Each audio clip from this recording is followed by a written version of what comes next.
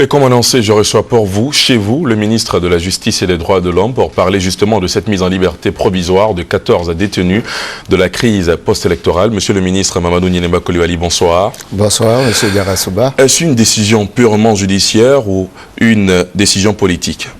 Eh bien, il s'agit d'une décision purement judiciaire. Vous avez bien constaté que le procureur de la République a indiqué le processus qui a débouché donc, sur cette décision. Et pour notre part, nous n'avons fait que prendre acte de ce que les juges avaient estimé qu'il fallait que, en ce moment précis, en ce jour précis, que certaines personnes puissent recouvrer la liberté. Monsieur le ministre, alors c'est quoi la liberté provisoire? Eh bien, la liberté provisoire est un acte d'instruction. Il s'agit pour les personnes en charge des dossiers qui sont devant les cabinets d'instruction ou la chambre d'accusation de permettre à des détenus de pouvoir provisoirement être libres en attendant donc que les procédures de jugement puissent connaître leur dénouement. Il s'agit donc d'une mesure pour administrer la situation des détenus dans un dossier d'instruction. Est-ce donc une liberté avec des limites, c'est cela? Naturellement, il y a des limites parce que quand on vous dit que vous êtes en liberté provisoire, ce qui est différent de la liberté définitive qui, elle, intervient à l'issue d'une décision de juridiction de jugement, vous pouvez être astreint à certaines mesures, notamment l'interdiction de sortir du territoire national ou dans certaines situations, l'obligation de vous présenter de temps en temps devant le magistrat instructeur pour qu'il s'assure que vous êtes là et s'il a besoin de vous, vous êtes astreint à répondre à cette convocation. Est-ce à dire que ces 14 détenus pourraient retourner en prison?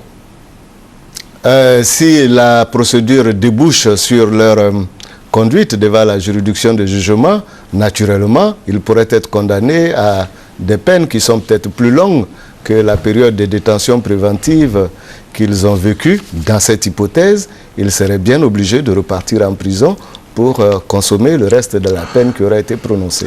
Alors, à partir de quand cette décision prend effet, monsieur le ministre?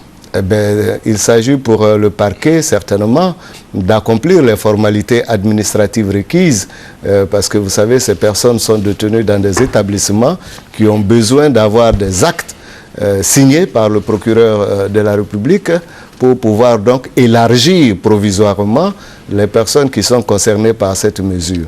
Nous pensons, et selon ce que nous a été rapporté par donc, le parquet, en théorie, ils devraient pouvoir être libres de leur mouvement au cours de la journée de demain. Monsieur le ministre, on aura l'occasion. Monsieur le ministre garde des Sceaux, comment réagissez-vous à ces réactions de tous ces responsables de partis politiques? Eh bien, je pense que les différentes réactions que nous venons de voir à l'écran indiquent bien l'état de diversité de la Côte d'Ivoire. Pour certains, c'est une bonne chose, pour d'autres, il y a encore à attendre. La seule chose, du moins la chose que je voudrais souligner, c'est que ici, il s'agit bien d'une action de la justice et non d'une action du chef de l'État. Le chef de l'État a été informé par nous-mêmes ce matin, donc de la décision de la justice, et il en a pris acte, ainsi que l'ensemble du gouvernement. C'est bien de le signaler parce que beaucoup pensaient que c'était à la faveur d'une grâce présidentielle, par exemple.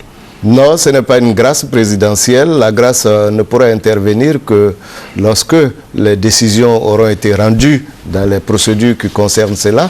J'avoue que personnellement, je formule le vœu que ces procédures finissent rapidement et que dans la mesure du possible, cette grâce puisse être accordée. Mais il faut noter que dans l'une des interventions ou dans l'une des réactions, on a souligné un aspect important.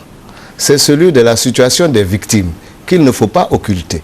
C'est vrai que l'on peut aspirer à la réconciliation nationale, mais il est bon, comme nous le disons depuis toujours, que la justice puisse suivre son cours, parce que les événements que nous avons vécus en Côte d'Ivoire ont été très dramatiques. Nous avons enregistré beaucoup de morts, et si nous continuons à ne pas chercher à établir la mémoire collective de manière judiciaire, nous risquons de favoriser cette impunité. Vous voyez bien que la communauté internationale agit dans le sens donc de punir tous ces faits qui portent atteinte aux droits de l'homme, et notre pays ne peut pas entrer dans une phase contraire en ignorant tous ces faits qui se sont produits, et nous souhaitons que les Ivoiriens nous comprennent. Les politiques peuvent avoir leur position, mais la justice, nous pensons, doit être le socle de cette réconciliation.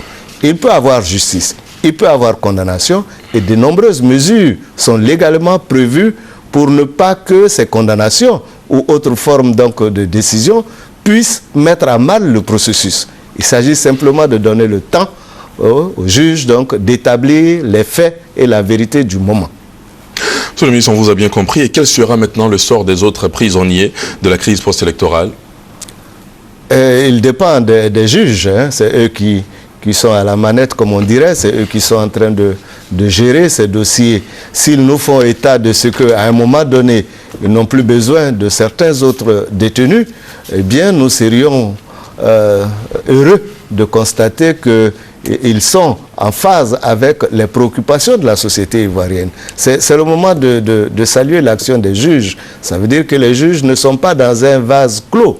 Ils écoutent les aspirations de la population ivoirienne, mais ils ont un devoir. Et ils essaient d'assumer leur devoir en tenant compte de l'ambiance générale de la société. Je les salue pour ce mérite. Monsieur le ministre, dernière question. Est-ce une manière de crédibiliser davantage la justice ivoirienne?